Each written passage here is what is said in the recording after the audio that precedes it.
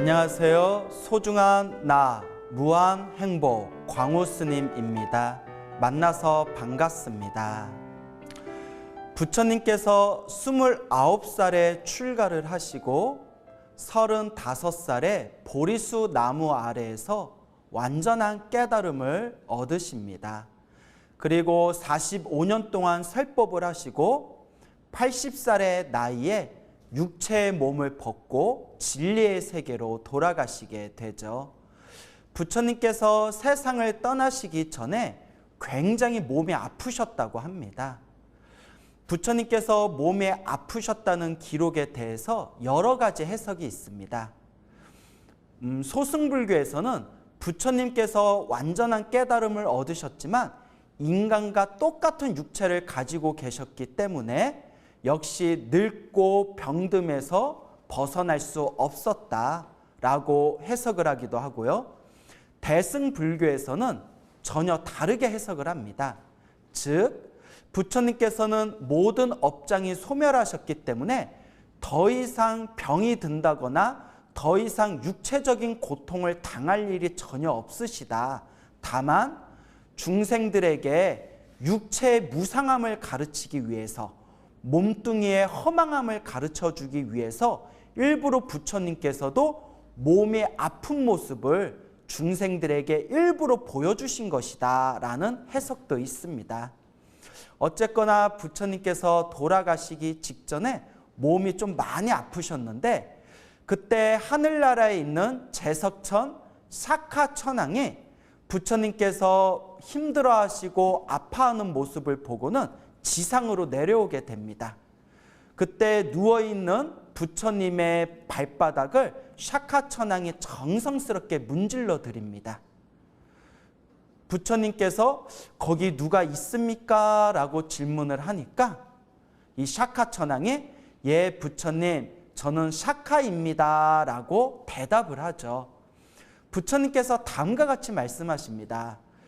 하늘나라 신인 샤카여, 인간의 몸에서는, 이 인간의 육체에서는 아주 더러운 냄새가 나기 때문에 하늘의 신들이 그 냄새를 맡으면 굉장히 힘들고 괴로울 것일 텐데 어찌하여 일부러 병든 내 몸의 옆에 와서 나를 시중 드십니까? 라고 부처님께서 물어보시니까 이 샤카천왕이 아닙니다 부처님. 부처님의 덕의 향기에 이끌려서 제가 여기에 이렇게 왔습니다. 제가 부처님을 잠시 시봉을 들겠습니다 라고 대답을 합니다. 그리고 하늘의 신인 샤카천왕이 아주 정성스럽게 부처님을 옆에서 시봉을 하면서 부처님께서 소변과 대변을 놓으신 그 요강을 들고 아주 정성스럽게 밖에다 버리고 깨끗이 닦고 또한 부처님을 옆에서 아주 정성스럽게 시중을 들었다고 합니다. 부처님께서 몸이 편안하게 안락하고 평온히 잠이 든 걸 옆에서 지켜보고는 샤카천왕이 다시 하늘 세계로 돌아가게 됩니다. 그 다음 날에 비구스님들이 서로 모여서 쑥덕쑥덕 대화를 나눴다고 합니다. 정말 부처님은 대단하시다. 부처님은 얼마나 위대하시길래 하늘의 신은 샤카천왕이 지상에 내려와서 직접 부처님을 옆에서 시봉을 하고 시중을 드는 것일까? 이야, 정말 부처님은 대단하시다. 어떻게 해서 저렇게 하늘의 신조차 부처님의 옆에 와서 부처님의 병든 몸을 시중을 드실 수가 있을까? 정말 대단하다라고 다들 찬탄을 했다고 합니다. 부처님께서 그 비구스님들의 대화를 듣고는 비구스님들 앞에서 부처님께서 다음과 같이 말씀하십니다. 비구들이여, 샤카천왕이 목숨이 다하여 하늘에서 떨어지려고 할 때 부처님의 설법을 듣고 그 자리에서 바로 수다원가를 얻게 되었다. 여러분, 제가 평소에 수다원, 사다함, 아나함, 아라한에 대해서 설명을 드렸죠. 불교에서는 모든 번뇌와 욕망이 사라진 거룩한 성자를 아라한이라고 합니다. 그리고 아라한이 되기 위해서 단계가 있는데요. 1단계가 수다원, 2단계가 사다함, 3단계가 아나함, 그 다음에 마지막에 아라한이 되게 된다고 합니다. 1단계 수다원을 얻게 되면 반드시 7생 안에 태어나고 죽고 태어나고 죽는 7번의 생 안에 반드시 아라한을 증득한다고 합니다. 그래서 우리 불교에서는 수다원을 아라한이 되는 하이패스다, 쭉쭉 아라한이 될 수 있는 하이패스다라고 부르게 되는 것이죠. 자, 그와 같이 부처님께서 말씀하시기를 이 샤카천왕이 목숨이 다해서 하늘세계에서 뚝 떨어지려고 할 때 부처님의 설법을 듣고 그 자리에서 수다원가를 얻게 되었다. 수다원가를 얻고 난 뒤에는 그 공덕의 힘에 의해서 목숨이 다한 뒤에 눈 깜짝할 사이에 다시 하늘의 신으로 다시 태어나게 되었다. 그리고 샤카천왕이 마음이 불안하고 답답할 때 부처님께 와서 부처님께 법문을 듣고는 마음의 평온과 마음의 편안함을 얻게 되었다라고 설법을 하십니다. 그와 같기 때문에 샤카천왕이 그 은혜를 절대 잊지 않고 항상 부처님을 공경하고 존경하고 받드는 것이다 라고 비구들에게 말씀을 하셨습니다. 그리고 부처님께서 이 스님들 앞에서 다음과 같은 유명한 개송을 설하십니다. 부처님께서 개송을 설하시기를 지혜로운 자를 보는 것은 좋은 일이며 어리석은 자를 보지 않는 것은 좋은 일이다. 어리석은 자와 함께하면 원수를 만난 듯이 괴롭고 지혜로운 자와 함께하면 친척을 만난 듯이 행복하네.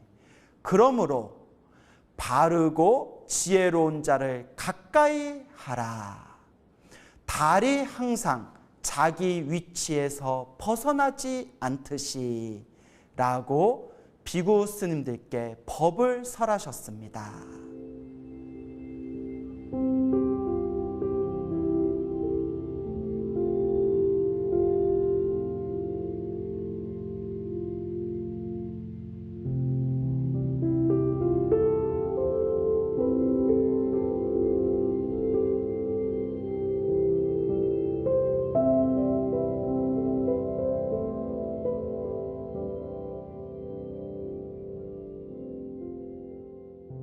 부처님께서 수많은 스님들과 수많은 불자들 앞에서 다음과 같이 선언하셨습니다.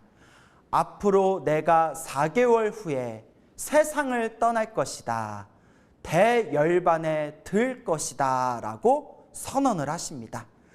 그때 모든 번뇌와 욕망이 사라진 아라한들은 마음에 아무런 동요가 없었지만 아직 깨달음을 얻지 못했던 수많은 스님들과 수많은 중생들은 모두 다 눈물을 흘리면서 크게 슬퍼했다고 합니다. 아, 부처님께서 떠나시면 우리가 어떻게 해야 될 것인가? 부처님께서 세상을 떠나시면 우리가 누구를 의지해야 될 것인가? 모두가 눈물을 흘리며 슬퍼하고 있었을 때 그때 띠싸라는 이름의 스님이 계셨다고 합니다. 이 띠싸 스님께서 마음으로 다음과 같이 생각하십니다. 부처님께서 4개월 후에 세상을 떠난다고 하시니 내가 부처님께서 세상을 떠나시기 전에 열심히 수행해서 깨달음을 얻고 번뇌를 소멸하고 욕망에서 벗어나서 아라한과를 증득해야 되겠다. 아라한이 되어야 되겠다라고 마음으로 굳게 다짐을 합니다. 그때부터 띠싸 스님은 부처님께서 4개월 후에 세상을 떠나시기 전에 아라한이 되기 위해서 움직이거나 가만히 있거나 앉아 있거나 누워 있거나 그 순간순간마다 오직 자신의 마음을 관찰하고 오직 수행에만 몰입했다고 합니다. 그래서 밥 먹는 시간도 아끼고 사람들과 일체 대화도 하지 않고 오로지 수행에만 집중했다고 합니다. 근데 옆에서 같이 살던 스님들이 띠싸 장로가 왜 저러시지? 띠싸 스님이 왜 그러시지? 왜 우리하고 대화를 안 하지? 왜 우리하고 말을 섞지 않지? 이렇게 마음으로 오해를 했다고 합니다. 그래서 스님들이 띠싸 스님에게 가서 띠싸 장로요, 우리가 무슨 실수를 했습니까? 우리가 혹시 스님의 마음을 불편하게 했습니까? 왜 우리들과 대화하지도 않고 우리들과 어울리지도 않고 그렇게 아무 말도 없이 혼자서만 지내십니까? 저희들이 무슨 실수한 게 있습니까? 라고 오해를 했다고 합니다. 하지만 띠싸 스님은 그 스님들과 일체 말을 섞지 않고 오직 부처님이 세상을 떠나시기 전에 내가 아라한이 되어야 된다라는 마음으로 오직 수행하고 정진을 하셨다고 합니다.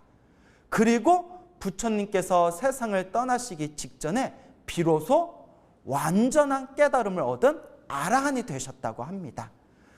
그때 다른 스님들이 이 띠싸 스님의 마음을 몰라보고 다들 오해를 한 끝에 부처님께 가서 다음과 같이 이야기합니다. 부처님이시여, 띠싸 스님이 이상합니다. 우리들과 말도 하지 않고 우리들과 어울리지도 않습니다. 뭔가 좀 정신이 이상해진 것 같습니다. 그때 부처님께서 모든 걸 다 꿰뚫어보고 모든 걸 다 알고 계셨지만 다른 스님들의 의심을 풀어주기 위해서 일부러 많은 스님들 앞에서 띠싸 스님을 부릅니다. 그리고 다른 스님들 앞에서 띠싸 스님에게 질문을 던집니다. 띠싸여, 그대가 그동안 이러이러하고 저러저러해서 다른 스님들과 말도 하지 않고 대화도 하지 않고 어울리지도 않았다고 했는데 그 말이 사실이냐? 그때 띠싸 스님이 부처님께 합장반배하고 당신의 솔직한 의도를 고백합니다. 부처님이시여, 부처님께서 4개월 후에 세상을 떠나신다고 하셔서 제가 너무나 마음이 급해서 오직 수행하고 정진하느라 다른 스님들과 대화할 틈이 없었습니다. 절대 다른 스님들을 무시해서 그랬던 것이 아닙니다. 하루라도 빨리 아라한과를 얻기 위해서 오직 수행하느라 다른 스님들과 대화하거나 어울리지 못한 겁니다 라고 고백했을 때 부처님께서 크게 칭찬하십니다.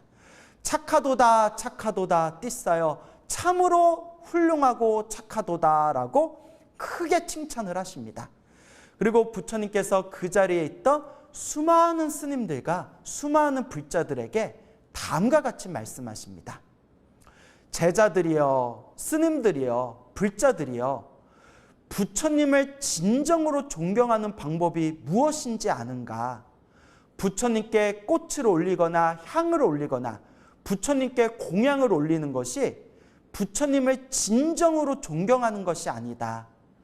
부처님을 진정으로 존경하는 방법은 오직 수행하고 열심히 수행하고 열심히 수행 정진해서 깨달음을 얻는 것, 그것이야말로 진정으로 정말 부처님을 존경하는 것이다 라고 법을 설하셨습니다.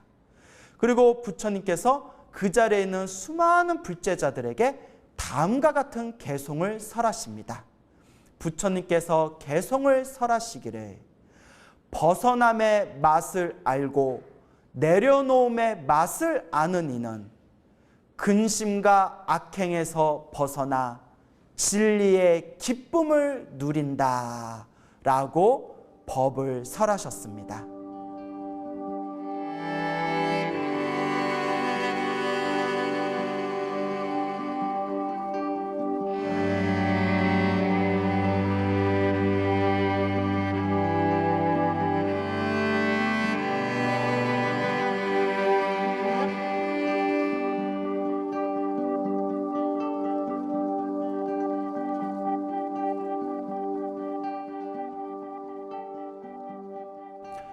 오늘 여러분들께 두 가지의 이야기를 들려드렸습니다.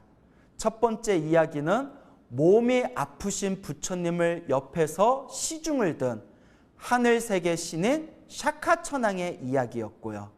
두 번째 이야기는 4개월 후에 부처님께서 세상을 떠나신다는 이야기를 듣고 4개월 안에 내가 아라한이 되어야 되겠다, 내가 깨달음을 얻어야 되겠다 결심한 띠싸 스님의 이야기를 들려드렸습니다.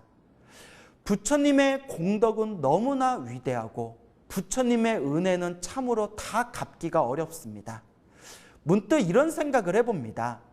우리가 과연 부처님의 가르침이 없었다면 과연 우리가 누구를 의지할 수 있었을까? 이 세상에 정말 힘들고 괴롭게 살아가던 사람들이 많았는데 그 수많은 분들이 부처님의 가르침을 만나고 부처님의 가르침을 잘 닦아서 마음에 크나큰 행복과 평온을 얻으신 그런 불자분들이 굉장히 많습니다. 그런 불자분들께서 만약에 부처님의 법을 만나지 않았더라면 이 세상에 힘들고 괴로운 이 고통의 바다에서 과연 누구를 의지했을 것인가? 저도 또한 불현듯 이런 생각을 해봅니다. 내가 만약 이번 생에 부처님의 가르침을 만나지 못했더라면 나의 삶이 얼마나 척박하고 나의 삶이 얼마나 허무했을까? 정말 이 2600년의 불교의 역사 속에서 부처님의 가르침을 통해서 마음의 평온을 얻고 마음의 평안을 얻고 마음의 안락함을 얻은 수많은 사람들이 부지기수로 참으로 많습니다. 부처님의 그 은혜와 부처님의 그 공덕을 다 갚기가 참으로 수미상과 같습니다. 부처님의 은혜를 갚는 가장 좋은 방법이 무엇이라고 했죠? 열심히 수행하고 열심히 정진하는 것입니다. 부처님께 꽃을 올리거나 부처님께 향을 올리는 것도 참으로 좋은 일입니다. 부처님께 쌀을 올리거나 부처님께 공약물을 올리는 것도 참으로 복짓고 선업을 짓는 좋은 일입니다. 하지만 부처님께서 분명히 말씀하셨습니다. 부처님의 은혜를 갚는, 부처님을 존경하는, 진정으로 부처님을 존경하고 받드는 가장 좋은 방법은 바로 수행하고 정진하는 것입니다. 제가 불자분들에게 항상 다음과 같이 당부합니다. 자신의 운명을 바꾸고 싶다면 항상 3가지를 기억해라. 첫째는 기도를 열심히 해서 업장을 소멸해라. 둘째는 복과 선업을 많이 지어라. 그런데 항상 3번째가 가장 중요하다고 말씀을 드립니다. 그 3번째가 바로 마음을 잘 쓰는 것, 마음을 잘 닦는 것이 가장 중요한 핵심이다라고 늘 누누이 강조를 합니다. 우리 불자님들께서는 부처님의 법을 만나고 부처님의 법을 닦으면서 여러분들의 마음을 얼만큼 닦아 나아가며 수행하고 정진하고 있습니까? 부처님의 수많은 가르침을 모아놓은 것을 팔만대장경이라고 합니다. 이 팔만대장경을 한 글자로 만들면 마음심자가 된다고 합니다. 결국 이 마음을 잘 다스리는 것, 이 마음을 잘 닦는 것, 이 마음을 활짝 깨치는 것, 그게 바로 부처님 가르침의 핵심이 될 것입니다. 우리 수많은 중생들은 마음이 너무나 오염되어 있습니다. 번뇌와 망상이 가득하기 때문에 조금 기도하고 조금 수행하고 조금 정진했다고 해서 이 마음이 금방금방 맑아지거나 밝아지거나 마음이 금방금방 번뇌와 망상에서 벗어나는 것은 아닙니다. 그래서 어떤 불자분들은 웃으면서 이런 말씀을 하기도 합니다. 스님, 10년 동안 열심히 공부한다고 공부했는데도 10년 전이랑 지금이랑 제 마음 쓰는 게 별로 변한 것 같지가 않아요 라고 솔직하게 고백하시는 분들도 계십니다. 하지만 우리 불자 여러분들께서 꼭 알아두셔야 되는 게 있습니다. 우리 눈앞에 계시는 거룩한 부처님께서도, 우리 석가모니 부처님께서도 처음에는 우리와 똑같은 중생이었지만 수없는 윤회의 삶 속에서 끊임없이 닦고 또 닦으면서 또 정진하면서 또 수행하면서 끊임없이 꾸준히 수행 정진하셨기 때문에 저렇게 위대한 부처님이 되실 수가 있었던 것입니다. 우리와 똑같은 번뇌 망상이 가득한 분이셨지만, 우리와 똑같은 탐욕과 성냄과 어리석음이 가득한 분이셨지만 절대 포기하지 않고 꾸준히 닦으셨기 때문에 저렇게 위대하신 부처님이 되실 수가 있었던 것입니다. 그러므로 우리 중생들도 1년을 수행하고 3년을 수행하고 10년을 수행하고 30년을 수행해도 내 번뇌와 망상이 사라지지 않는 느낌이 든다 하더라도 포기하지 않고 꾸준히 닦아 나아가다 보면 언젠가는, 미래 세상에 언젠가는 우리도 부처님과 같은 위대한 존재가 될 수 있을 것입니다. 그래서 법화경에서 분명히 말씀하시지 않습니까? 누구라도 부처님의 가르침과 인연을 맺은 중생들은 미래 세상에 반드시 부처가 될 것이다, 성불하게 될 것이다 라고 증명하고 계시지 않습니까? 그러니 여러분, 부처님의 이 소중한 은혜를 갚고 부처님의 공덕을 찬탄하면서 그저 꾸준히 닦아 나아가시기 바랍니다. 항상 기도하시고 염불하시고 항상 복과 선업을 지으시고 항상 마음을 잘 닦아 나가신다면 언젠가는 우리도 모든 고통에서 벗어나 영원한 행복을 증득하고 부처님과 똑같은 성불의 자리에 이르게 될 것입니다. 가장 중요한 것은 포기하지 말고 꾸준히 수행하고 정진하자. 꼭 명심하시기 바랍니다. 여러분, 행복해지고 싶습니까? 행복한 삶을 창조하고 싶습니까? 복을 지으십시오. 선업을 지으십시오. 공덕을 쌓으십시오. 복과 선업과 공덕의 힘이 여러분들을 진정한 행복의 길로 이끌어 줄 것입니다. 여러분, 성불하십시오.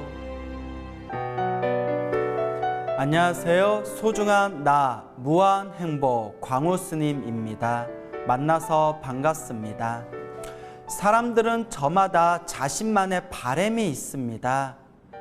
좋은 대학에 들어가고 싶고, 좋은 직장 구하고 싶고, 좋은 사람 만나서 결혼하고 싶고, 자식들 다들 술술 풀리고 싶고, 평생 동안 몸 건강하고 싶고, 모든 일들이 다 잘 풀리기를 저마다의 바람이 있습니다.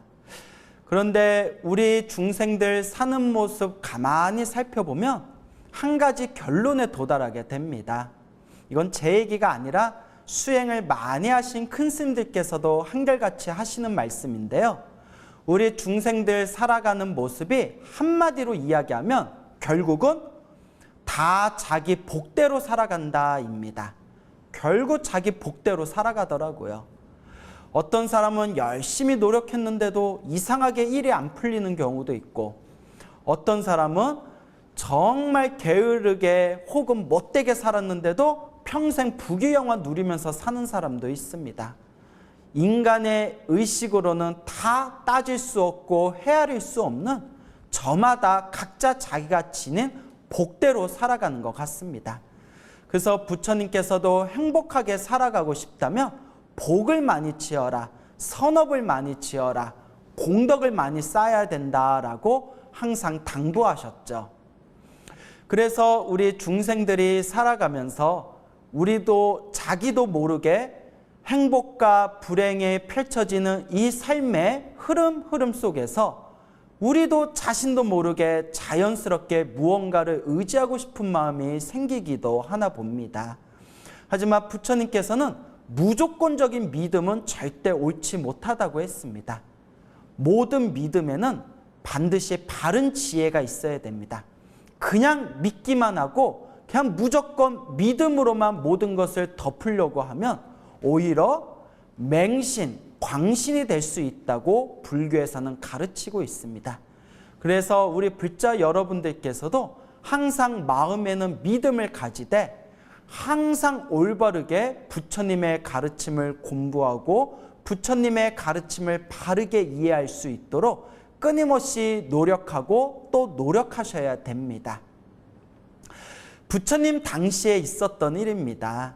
석가모니 부처님께서 80명의 대장로 스님들과 500여 명의 비구 스님들과 함께 성으로 들어가고 계셨다고 합니다.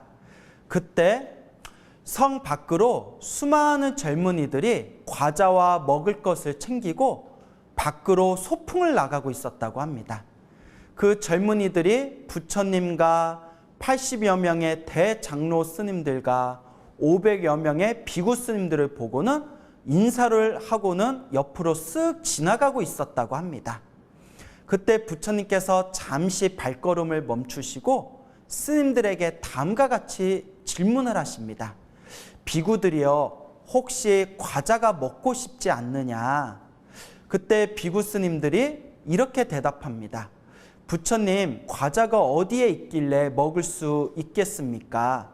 그때 부처님께서 금방 지나간 저 젊은이들이 과자를 들고 있지 않느냐, 저 과자가 먹고 싶지 않느냐라고 질문을 하니까 요 스님들이 부처님, 저 젊은이들이 과자를 공양 올리지 않고 그냥 쓱 지나가 버리는데 어떻게 과자를 먹을 수 있겠습니까? 라고 대답을 했다고 합니다.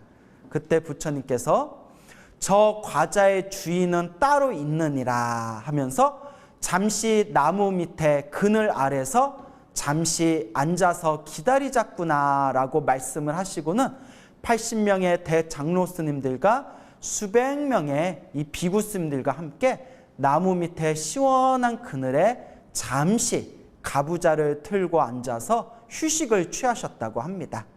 그때 뒤에서 뒤따라오던 마하가섭이라는 큰 스님이 계셨습니다.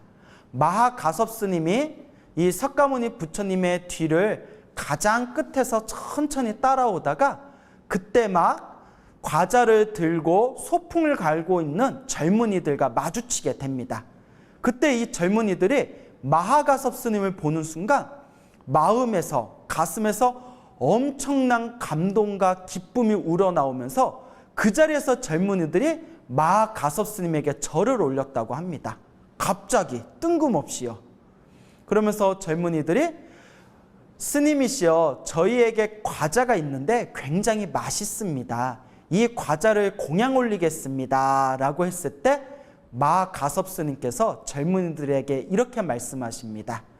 저기 나무 그늘 아래 석가모니 부처님과 수많은 스님들께서 앉아 계시니 먼저 그분들께 공양을 올리고 난 뒤에 나에게 주십시오 라고 가섭 스님께서 대답을 하십니다. 그래서 그 젊은이들이 마하가섭 스님이 말씀한 바대로 자리에서 모두 일어나 나무 그늘 아래에서 휴식을 취하고 있는 석가모니 부처님과 수많은 스님들께 먼저 과자를 공양 올린 뒤에 끝으로 마하가섭 스님에게 정중하게 과자 공양을 올렸다고 합니다. 근데 이 광경을 보고 아직 깨달음을 얻지 못한 마음의 망상과 어리석음이 있었던 다른 평범한 스님들이 다들 비난을 했다고 합니다. 아, 저 젊은이들은 참으로 못됐구나. 우리 부처님하고 우리 큰 스님들이 지나갈 때에는 공양을 올리지도 않고 거들떠도 보지 않더니 그냥 슬쩍 인사만 하고는 휙 지나가 버리더니 오히려 마하가섭 스님을 보고는 그 자리에서 절을 하고 마하가섭 스님한테 과자를 공양 올리겠다고 그런 말을 하고 있구나. 아니, 우리 부처님하고 큰 스님들한테 먼저 올려야지 어떻게 저럴 수가 있단 말인가 하고 오히려 비난을 했다고 합니다. 근데 이것도 참 웃기죠. 가만히 앉아서 과자를 얻어먹었으면 그걸로 고맙게 여겨야지 또 왜 애꿎은 마하가섭 스님을 비난하고 있을까요? 이와 같은 상황을 보시고 부처님께서 비구 스님들에게 다음과 같이 말씀하십니다. 그런 말 하지 말아라. 저 마하가섭 장로는 마땅히 사람들과 신들에게 존경을 받고 사랑받을 만한 분이시다. 그런 말을 하지 말고 그렇게 비판하지 말아라.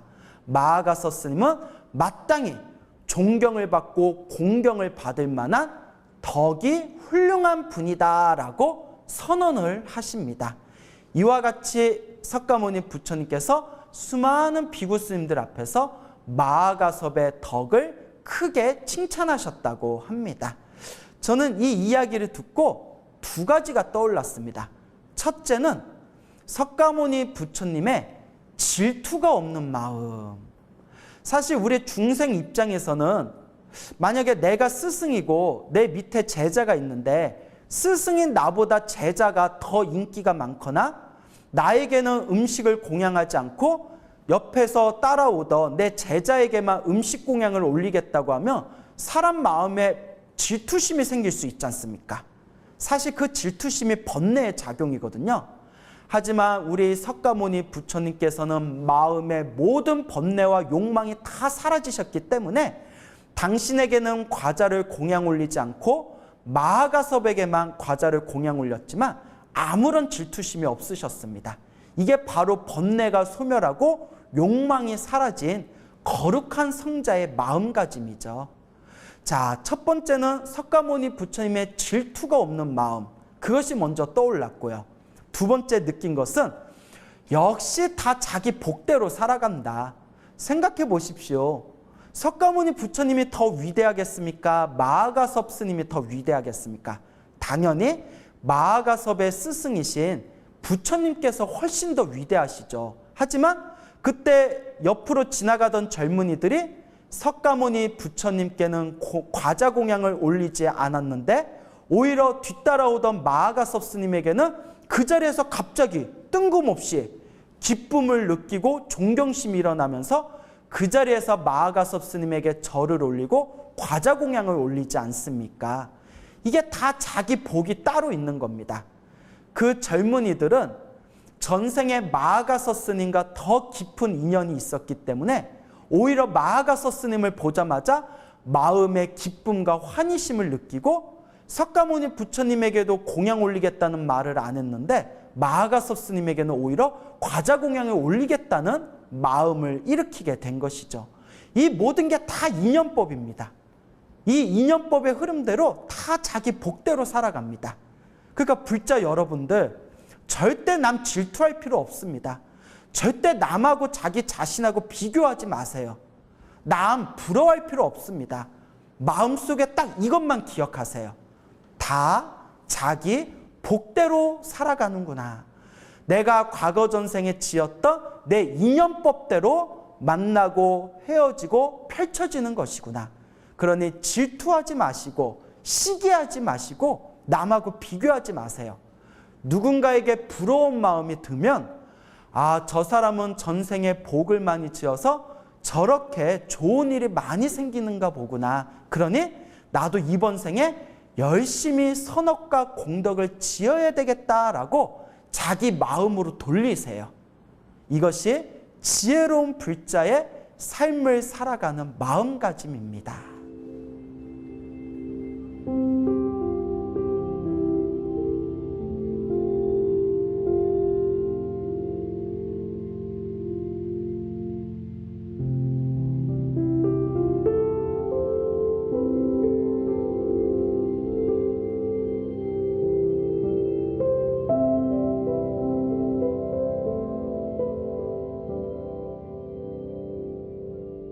불자 여러분, 소나무 애청자 여러분, 결국 중생들은 자기 복대로 살아갑니다. 그래서 우리는 항상 복과 선업과 공덕을 쌓도록 끊임없이 마음을 닦고 끊임없이 정진해 나아가야 됩니다. 부처님 당시에 있었던 일입니다. 부처님 당시에 아주 불심이 깊은 가족이 있었다고 합니다. 이 가족들은 굉장히 큰 부자였는데요. 그 불심이 깊은 부잣집 가족 중에 아들이 하나 있었는데 이 아들의 이름이 난디야라고 합니다. 이름이 난디야라고 부르는데요. 이 난디야는 굉장히 믿음이 깊고 부처님과 스님들을 지극한 마음으로 공경했다고 합니다. 그리고 이 난디야는 항상 부처님과 스님들께 매일매일 공양 올리고 항상 부처님과 스님들을 정성으로 모시는 것을 삶의 큰 기쁨으로 여겼다고 합니다. 어느 날 이 난디야가 장가를 가게 됩니다. 부인의 이름이 레와띠라고 합니다. 이 남편인 난디야가 자신의 부인인 레와띠에게 다음과 같이 당부를 합니다. 여보, 항상 스님들께 공양을 올리고 지극정성으로 스님들을 섬기며 부모님께 효도를 열심히 한다면 우리 사이가 절대 나빠질 일이 없을 것이요. 그러니 이 부분에 있어서 반드시 세심하게 주의를 기울여 주시오라고 그렇게 당부를 했다고 합니다. 그러니까 이 부인 레와띠가 예, 당신 말대로 잘 따르겠습니다 라고 하면서 남편을 따라서 열심히 스님들께 공양을 올리고 지극정성으로 부처님과 스님들을 공경했다고 합니다. 그렇게 세월이 흘러서 난디아의 부모님이 세상을 떠나고 모든 재산을 이 아들인 난디아가 상속을 받게 됩니다. 상속을 받은 난디아가 자신의 재산으로 열심히 부처님과 스님께 공양 올리고 집 앞에는 무료 급식소를 열어서 가난한 사람들에게 밥을 주고 혹 먼 길을 가는 나그네들이 목을 축이고 음식을 먹을 수 있도록 그렇게 자비로운 마음으로 무료 급식소도 운영했다고 합니다. 시간이 흘러서 난디아가 자신의 큰 재산을 들여가지고 큰 사원을 지었다고 합니다. 큰 사원을 지은 뒤에 부처님과 스님들을 자신이 지은 사원에 딱 모시는 순간에 하늘세계 도리천에 난디아의 보석으로 만든 궁전이 짠 하고 생겼다고 합니다. 저절로 하늘세계에서 보석으로 만든 난디아의 궁전이 하늘세계에서 짠 하고 도리천에서 저절로 만들어졌다고 합니다. 이제 지상에 있는 난디아는 하늘세계에 자신의 궁전이 생겼다는 걸 전혀 모르고 있겠죠. 그때 부처님의 수제자 중에 신통제일이라고 불렸던 목련존자께서 하늘세계로 잠시 올라간 적이 있었다고 합니다. 하늘세계에 올라가니까 하늘세계가 얼마나 아름답겠습니까? 그 하늘세계에 유독 더욱더 아름다운 보석과 화려하게 만들어진 궁전이 있길래 지나가고 있는 천신들한테, 하늘세계 사람들한테 질문을 했다고 합니다. 저 화려해 보이는 저 궁전은 누구의 집입니까? 그러니까 옆에 지나가고 있던 천신들이 예, 목련존자시여, 저 화려한 궁전은 아직 사바세계, 인간세계에서 살고 있는 난디아라는 사람의 궁전입니다. 난디아가 살아생전에 복을 너무 많이 지어가지고 지금 살아있을 때 복을 너무 많이 지어서 하늘세계 도리천에 하늘 궁전이 먼저 생긴 겁니다. 난디아가 세상을 떠나고 나면 이 하늘 궁전으로 태어나서 앞으로 살아가게 될 것입니다. 그 말을 듣고 목련존자가 깜짝 놀란 거예요. 아니, 아직 죽지도 않았는데 살아있을 때 복을 많이 지은 것만으로도 벌써 하늘세계에 궁전이 생겼단 말인가. 그 궁전에서 하늘의 선녀들이 그 궁전에서 청소를 하고 있고 그곳에 살고 있는데 이 하늘의 선녀들이 목련존자를 보고는 우르르 나와서 목련존자시여, 다시 인간 세상에 내려가시면 난디아라는 사람에게 지금 저희들이 기다리고 있으니 힘들게 인간 세상에 살지 마시고 어서 하늘세계로 올라오세요. 저희들이 너무 심심해요 라고 좀 전해주세요 라고 말을 하는 겁니다. 뭐 이 정도면 거의 판타지 소설급이죠. 목련스님이 그 말을 듣고는 너무나 놀라워서 다시 신통력으로 인간 세상으로 내려옵니다. 그리고 석가모니 부처님께 찾아가서 부처님 발 아래 삼배를 올리고는 다음과 같이 여쭙니다. 부처님, 아까 제가 하늘세계에 올라가서 둘러보았는데 난디아의 궁전이, 난디아가 아직 죽지도 않았는데 난디아의 하늘 궁전이 도리천에 벌써 생겼습니다. 이게 정말 있을 수 있는 일입니까? 라고 질문을 하니까 석가모니 부처님께서 살짝 미소를 지으면서 다음과 같이 말씀하셨다고 합니다. 목련이여, 목련이여, 그대가 두 눈으로 분명히 목격했는데 왜 의심을 합니까? 그대가 두 눈으로 분명히 목격하고 분명히 귀로 듣고 왔는데 왜 믿지를 못합니까? 라고 부처님께서 미소 지으면서 대답을 하셨다고 합니다. 그때 목련존자께서 참으로 훌륭합니다. 참으로 훌륭합니다. 살아생전에 지었던 선업의 힘이 다음 생에 그대로 꽃을 피웁니다. 참으로 묘하고 묘합니다. 라면서 석가모니 부처님 앞에서 찬탄을 했다고 합니다. 그때 부처님께서 다음과 같이 말씀하십니다.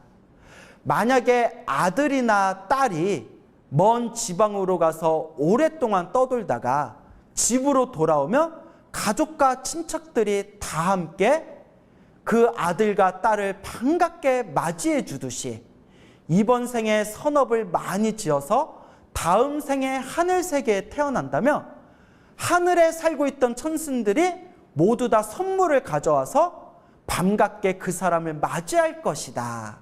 내가 지은 선업은 반드시 다음 생에라도 꽃을 피우고 열매를 맺을 것이다 라고 법을 설하시게 됩니다.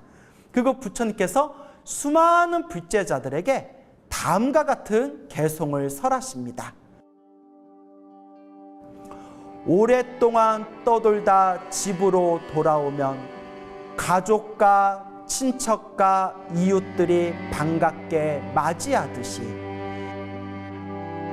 여기서 선행을 하고 저 세상에 가면 그가 지은 선업이 그를 반긴다. 가족이 기쁘게 맞이하듯이. 여러분 어떻습니까? 정말 난디아라는 제가불자가 대단하지 않습니까? 살아생전에 열심히 선업을 지었기 때문에 죽지도 않고 인간 세상에 살아있을 때 이미 하늘 세계에 난디아가 살 수 있는 궁전이 저절로 생겼다고 합니다. 참으로 믿기 어렵지만 분명한 부처님의 가르침이고 분명한 부처님의 말씀입니다. 근데 여러분 여기에 비하인드 스토리가 하나 있습니다. 아주 중요한 겁니다. 잘 들어두셔야 돼요. 난디아는 그 후로 인간 세상에서 잘 살다가 죽은 뒤에 하늘 세계에 태어났습니다. 그런데 난디아의 부인이었던 레와띠는 사실 마음으로 정성스럽게 부처님과 스님들을 진심으로 시봉한 게 아니라 남편의 눈치를 보면서 억지로 절에 다니고 억지로 복을 지었다고 합니다. 그래서 남편이 떠나고 나서 안방 마님이 된 이 레와띠, 난디아의 부인인 이 레와띠가 남편이 죽은 뒤에는 온갖 나쁜 짓을 하고 쾌락을 누리고 그 뒤로는 오히려 스님들을 마구 욕하고 비방했다고 합니다. 그래서 레와띠는 결국 죽은 뒤에 지옥에 떨어졌다고 합니다. 얼마나 안타깝습니까? 근데 재밌는 게 원래 레와띠는 죽어서 무서운 큰 지옥에 떨어져야 할 업보였는데 그래도 남편하고 초창기에 억지로나마 열심히 복을 지었기 때문에 지옥 중에 작은 지옥인 소지옥에 떨어졌다라는 기록이 있다고 합니다. 그나마 남편 따라서 보시했던 공덕의 힘으로 큰 지옥에는 안 떨어지고 작은 지옥에 떨어졌다라고 기록에 나와 있는 것이죠. 그러니 우리 불자 여러분 무엇이든 꾸준히 하셔야 됩니다. 부처님의 인연법, 부처님의 인과법은 분명히 살아 있습니다. 그러니 우리 불자 여러분들께서도 남 질투하거나 남하고 비교하는 마음 다 내려놓으시고 항상 이 난디아와 같이 복과 선업과 공덕을 짓도록 끊임없이 꾸준히 노력하시기 바랍니다. 여러분 행복해지고 싶습니까? 행복한 삶을 창조하고 싶습니까? 복을 지으십시오. 선업을 지으십시오. 공덕을 쌓으십시오. 복과 선업과 공덕의 힘이 여러분들을 진정한 행복의 길로 이끌어 줄 것입니다. 여러분 성불하십시오.